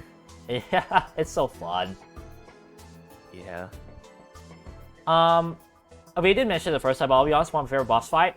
And then you head over to the chapel, and the bell tolls for impending doom, let's just say. But also the bell tolls for end of a grand adventure. And honestly, hearing the bells, just like, it gives the chills. And when you enter, it's the only white transition in the entire game. And it just gives more chills down your spine when you enter. That's right, I didn't think about that. Yeah, it is the only part of the game where instead of fading to black, it fades to white. Yeah. And then when you enter the boss fight itself, remember how I mentioned back in the Cloud Kingdom was all clouds? Now it's a cage. Yeah. And then you just have that feel like, okay, this is a little bit different, let me be careful. So I quite like that contrast. And then that contrast is even more brilliant, as we'll see later in the playthrough. But after you defeat the final boss, all of a sudden we get dropped down, and also everything's crumbling inside that lava area in. And then what happens next? Probably the most satisfying thing ever. Yeah, so you're just on, like, this 1 or 2 platforms. There's nothing else. It's just Peach is still conscious, Bowser's sort of knocked out. And the only option that you have is to throw your hat at Bowser. And you throw a hat at Bowser, and Cappy just looks at you, it's like, Yeah. I'll tell you, we're doing this. Yeah, it was like, oh. Yeah, no, it's like, of all things you could cap, I don't think any player would have thought at that point, oh, let's cap Bowser. And all of a sudden, it's just like, wait a second. Yeah. And it goes through that same transition, of which Mario, like, when you captured the frog the first time. Right. and you see all the throwbacks to all the Mario games. Mm-hmm. And then all of a sudden, you are Bowser. Yeah, and you can like scratch your claws, you can shoot fire out your mouth. I should say something to this Peach whenever Peach was taken onto Bowser. Oh yes! This is really happening, and it is happening. And that Bowser area, wow, fun. Yeah, especially, like, it really feels like everything is just collapsing. Just book it. And let alone, let's not forget the underrated music.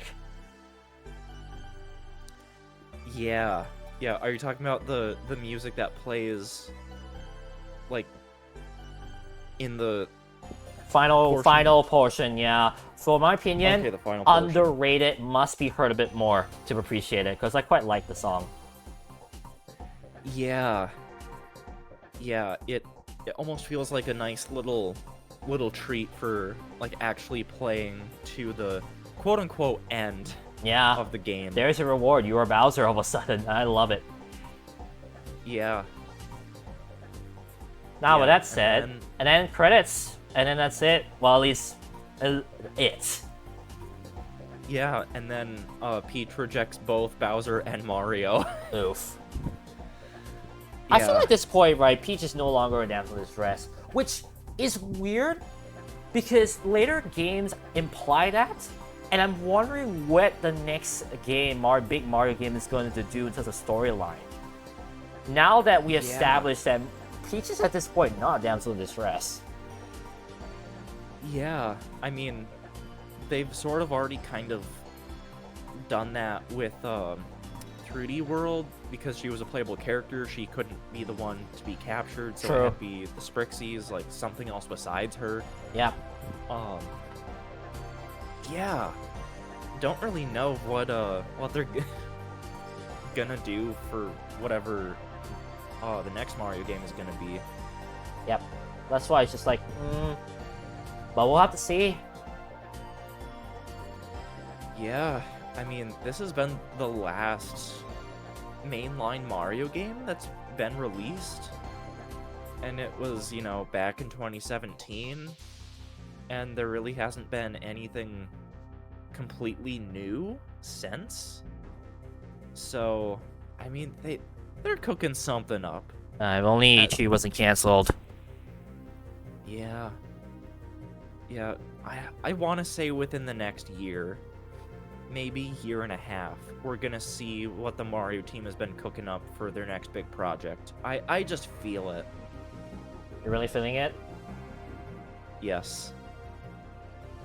Anyways, all right, on to the dark side. Yeah. And Yeah. boy, that boss rush, yo. Yeah, so the first time that I played that boss rush, I could not get through it on normal mode. I had to switch to assist mode. Oh. I don't know if you've really played with assist mode, but it gives you 3 more hit points. Oh. I mean, I just bought a And- life up heart. That was it. Yeah, so in assist mode, the maximum amount of health that you have is 9. If you get one of those health up hearts, you have 9 hit points. And if you get knocked down to the base 6 hit points, if you just stand still, you recover health. Oh, that's assist mode, huh? Yes. I beat the entire game without assist mode. Boss rush, however, was definitely difficult. The way I did it was that every time I die, I would reset the game because I saved to where I had the life up part still, so I didn't waste any coins. For me, though, I'll be honest, I did beat the gauntlet on, not in Helmet mode, in the console mode. Wait, no, not console. Yeah, How do you- regular mode? Yeah, regular mode. I defeated regular mode, which, for those wondering, it's a bit more difficult because of the input lag that you will experience with the Joy-Con. So I would say, Oh, wait. Wait, you're talking about like the Docked actual mode. modes of the Switch. Yeah, docked mode. Were you play docked? Okay. So I would say Yeah. it was honestly bearable, and it was difficult, yes, but it's supposed to be difficult. It's a boss rush mode that has slightly more difficult bosses. I'll admit though, I got very lucky. I had 1 heart point remaining with 2 of the parts of the body still having to break. Oh. And if you remember the what happens in that boss fight, you could tell I was on edge. Yeah. Not easy, Yeah. but I really still love the boss fight. It's so creative, I really loved it. And when I defeated Aten, I was so satisfied. It just felt good that I got it. I think it was on my 8th try though, it was not easy. Yeah. Yeah, like these days, it takes me like 2 or 3 attempts on regular mode to get through that boss rush. But yeah, it's still not entirely the easiest thing to do. Not at all. Yeah. One thing's for certain though, oh, go ahead. Oh, well, what I'm about to say kind of progresses things, so go ahead. One thing's for certain though, the fact there are only rabbits in this place, and again the music's very minimal, the place is very plain, there's just black and white. Boy, tingles down your spine knowing that you think that this is the last area, because it says dark side, you think, oh, this is the final area. So I quite like that. But of course, let's not forget the darkest side of the mood. Yeah. Which is just basically like the perfect run kind of thing. But to be honest, Jalsek, not the hardest thing I've played. Yeah, I mean, it's a little tricky, like, the first time that you play it, but yeah, again, if you know what you're doing, it's not terrible. Yeah, it's not terrible at all, I agree. But let's be honest, that last point, once you climb up that tower, oh. Yeah, You get the Cappy's just like, wow, we've come so far, and like this is it. And then yeah, it really like cements it in the player's head. It's like, oh wow, yeah, they're like, this really is just it. Unless if you haven't collected all the moons up to that point, but still. I mean, to be fair, you have to do it in order to get the 100%, so it wouldn't be the last day, but it just shows to the player that, hey, this is the last main big challenge. Almost everything else probably will be slightly easier. Congratulations. Right. That feeling, though, will be probably one of the most satisfying things, and also, like, it just wraps up the experience of Super Mario Odyssey, which has already gushed about for the past 90 minutes. It's just so well thought out, and it's so well planned. And it's like, man, I'm gonna miss this. Like, you give that player that sedimentation, that's why people like to come back to this game every year. Sunshine may not be played all the time, Galaxy may not be played all the time, 64 may not be played all the time, but Odyssey, I've heard a lot of people, besides you, Jalzak, who have played more than once per year. Yeah. Yeah, I mean, I don't really go back and do a dedicated playthrough. I just always have at least one ongoing save file that I just pop back into here and there to just play through it again and yeah, just re-experience it. But also just if I feel like playing a game and I don't want to play an actual like game that I'm making new progress in, Odyssey has kind of been what I've fallen back on. And it's like going back and replaying Odyssey is where I've had the most fun with the game. Not even on my first playthrough. Just kind of now having the sense of where everything is, going back and just picking up moon after moon after moon after moon after moon. When you know roughly where things are, it's really fun. There's really no other way to describe it. It's just fun. Yeah. Anyways, I mean, we talked about all that. There's still one more kingdom we left out. Oh yeah. So once you roll the credits for the first time, you get access to the Mushroom Kingdom. And one with the most number of moons because of a certain toad at. Yeah, so once you gain access to this kingdom, you find out that the game has been subtly keeping track of all these different metrics. And once you complete certain things, and you go back and talk to Toadette, she gives you, more power moons. Well, which power in the Mushroom stars. Yeah, technically they're still called power moons, even though in the Mushroom Kingdom they're just Mario 64 power stars. Which is hilarious. Yeah, it even plays the same jingle for Mario 64 64. when you get it. Yep. Yeah. But hey, nostalgia. Yeah. I mean, of course I like the kingdom because of the Mario 64 nostalgia, but just the fact that the moons are stars and that it plays that jingle just was the cherry on top of the kingdom for me. And once you get all the moons in the game, there's another cherry on top of the castle in this case. Yeah, once you collect every power moon, you pan the camera up to the top of the castle. The top of the castle just has a big old top hat. And on top of that hat is one last thing, which is sparkly, but it's not a power moon. It's a, well, image.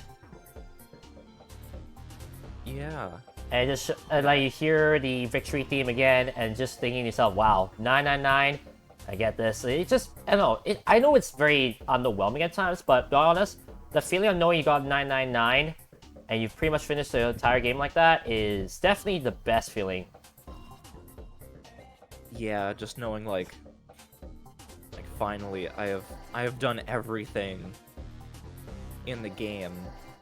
I mean, outside of maybe collecting all of the costume pieces, because some of them require coins, but that doesn't really contribute to,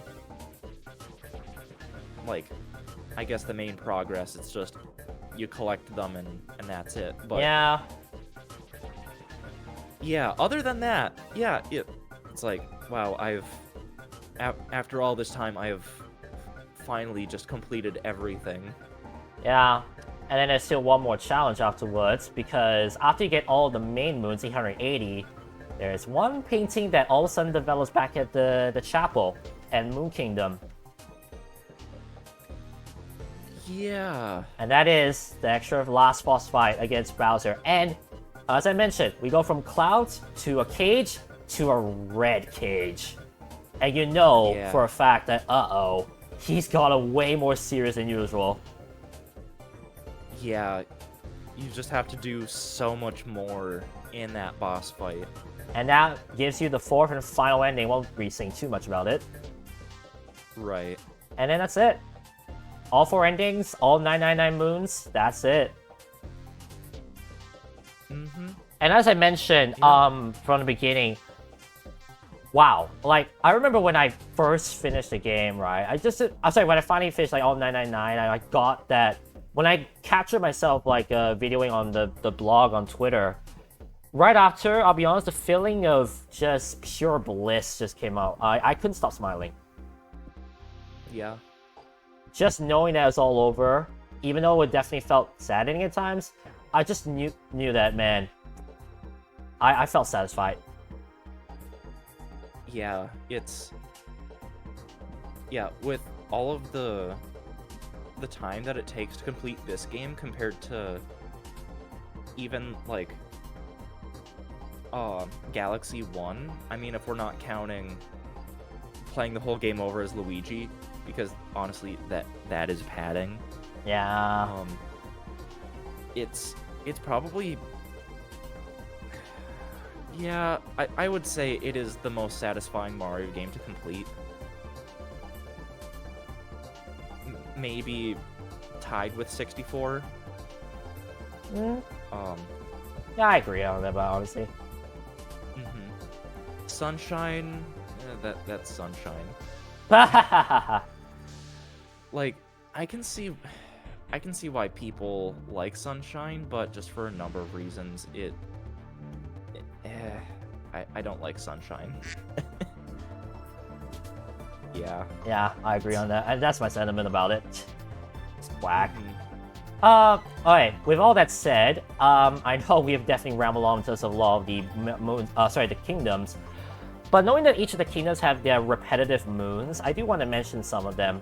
But firstly, the Koopa race. Actually, through that, I only just realized, hey, wait a second. We've never seen a Koopa enemy. Instead, they are not your enemies, they're your friends. Yeah. Yeah, it's kind of interesting that the Koopas, I mean, outside of Bowser, are only ever shown as being friendly to Mario. That'd be interesting, but I quite like that. Second kind of moon to note, the time challenges. I quite like the fact that these are just like mini Sunshine-esque levels. Yeah. You don't use Cappy, you just like platform right there. I quite like that. Yeah, it's like the floodless areas, yeah. But it doesn't feel forced. It's like, hey, here's a challenge. You kind of use Cappy, have fun, but it's not like it forces it on you like how they did it in Sunshine. Right. And I think that is quite appreciative among many players about that. Next thing to note, let me try to remember the picture moons. Oh, are you talking about the hint art? How many did you look up, by the way? I did tabulate mine. I think like 1 or 2. I had to tabulate 7. Honestly, it was very tricky for me. It was definitely tricky, but I'll be honest, when you're looking at the answer, it's like, oh. Yeah. Yeah, so there was like one, sorry, hold on. Oh. Well, as he does that, I'll just say it right now, I do plan to do a speed run this week. Yeah, with things like the hint art, I just find it's way more fulfilling if I do not look anything up, unless if it's taken me more time than I feel like it should to figure out the solution. Yeah, I mean, same thing here, but admittedly, some of them were very tricky, especially the Moon Kingdom one with the 8 stripes, they look like flags. I did not realize that was Moon Kingdom, and I did not realize that was leaning to the 8 characters that were looking at the Earth. Which, funnily enough, the first time that I saw that, within 5 seconds, it's like, oh, yeah, okay, it's Moon Kingdom. Oh, crying out loud. Yeah. I didn't catch that. Yeah, for whatever reason, little stupid things like that, my brain is somehow able to immediately figure it out. But other things, not so much. It's okay. That's actually quite cool, though. What else can I think of? There's, it's not in every kingdom, but the ones where you herd sheep. Oh, I mean, there are only 3 or 2, I think. Mushroom Kingdom, Sand Kingdom, I think that's it. Yeah, so technically it's reoccurring, because it happens Yeah, twice. I mean, it's just eh. That's all I'll say. It's just eh. Yeah. Yeah. Let me think what else. This is where my memory is gonna be pushed. Yeah. Oh, the Goombet ones where you Thank tower you. up Goombas. I like that. I love that.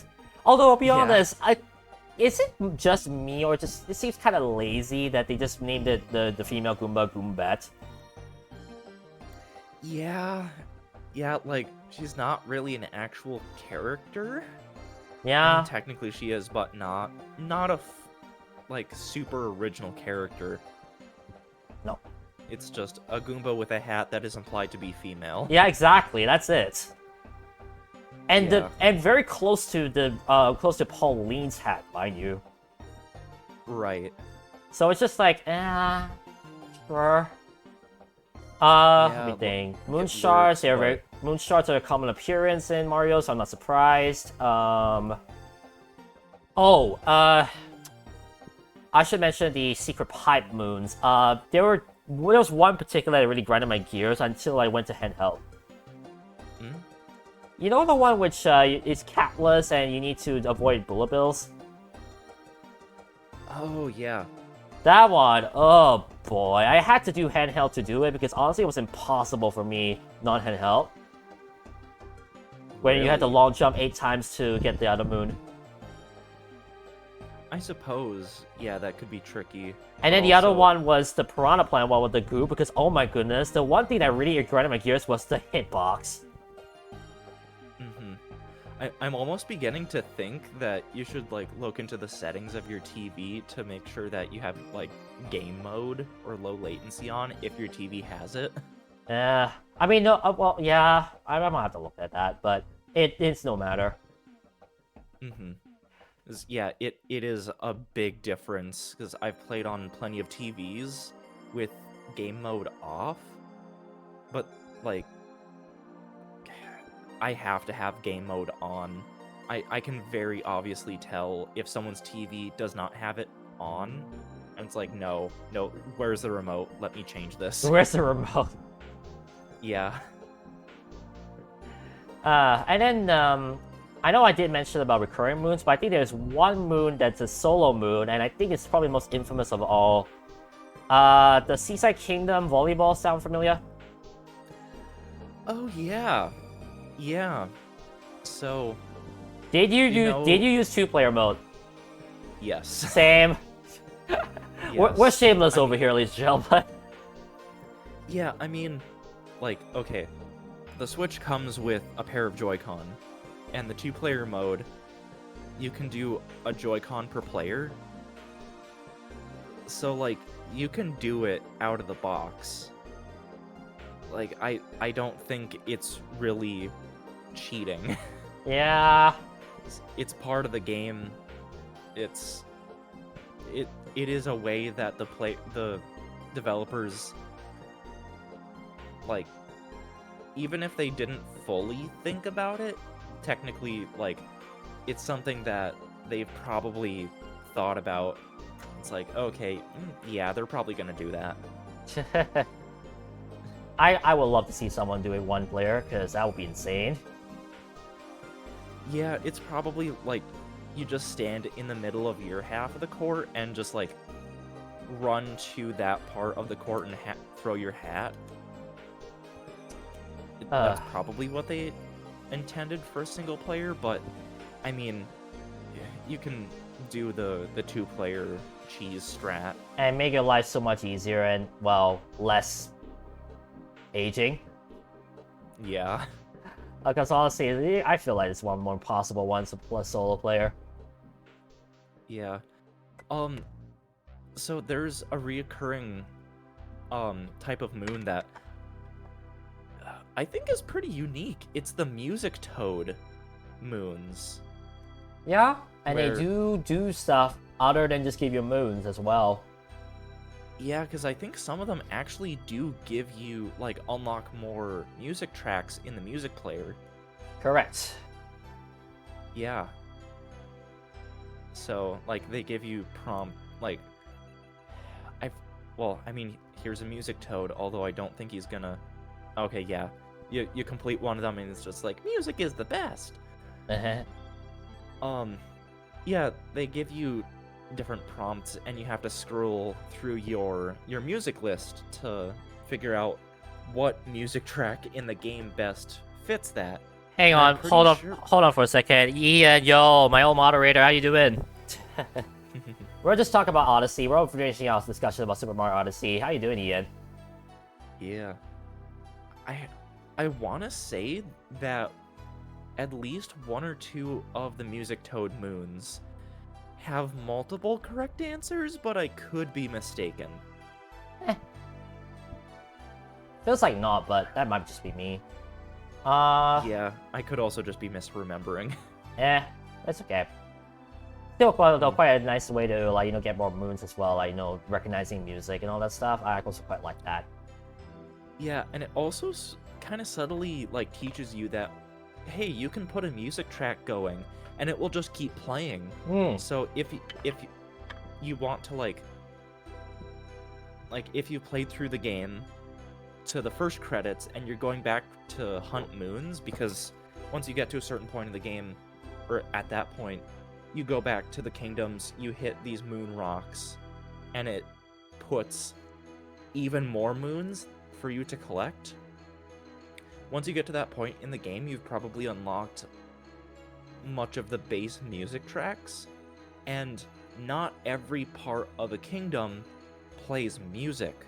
So if you want it to just continuously play music, you pop open the music player, and you put that kingdom's music going. Yeah.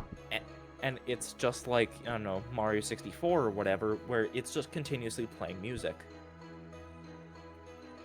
So It is a very nice touch, and I tell you, like, knowing that some music like Toast Arena Night cannot be played anymore on game, the fact you can still play it like anytime you want, so nice. yeah. So that's a very good touch, and it's very appreciated.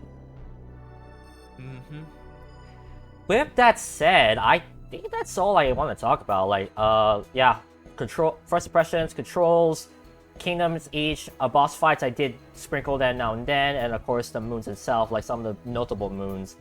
With that said, boy, I put #GOAT for a reason, because honestly, I'm gonna have a hard time of like convincing myself that Super Mario Odyssey is better than Unleashed just because of bias.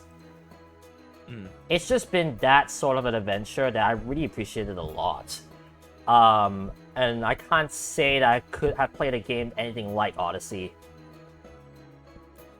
Yeah, it really is, yeah, just a special game. Although, yeah, I also have a separate personal favorite game of all time that's like, Odyssey is definitely up there, but at one point Breath of the Wild, but now, yeah, Tears of the Kingdom I think is my favorite game of all time. So Nice. So yeah, yeah.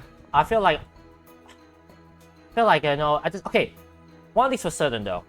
And I did actually tell this to myself. I've been asking myself this. Odyssey's fantastic. They really showed the potential of Cappy. They really showed the potential, showed that they are not done creating like new ideas. My only one question is, did they just exhausted it? Knowing that it's been 6 years since almost 6 years since the main Mario game, knowing the fact that they've like Cappy is like allowing you to be any of the enemies in the game, what else could they do now in terms of creativity? Yes, people have been asking for Super Mario Galaxy 3. Yes, they've been asking for a main game in particular, but where next could Nintendo go with Mario? Honestly, like, I've mentioned it a couple times before, especially in my, like, video, like, my experience with the Switch, however many months in, that I bring up the point of, like, oh, Odyssey 2 is probably likely gonna be a thing, because I think there's still a lot of untapped potential with the capture mechanic. Like, especially if you think back to just the sheer roster of just other Mario enemies that are not in this game. And think about all the potential ways that capturing them could work.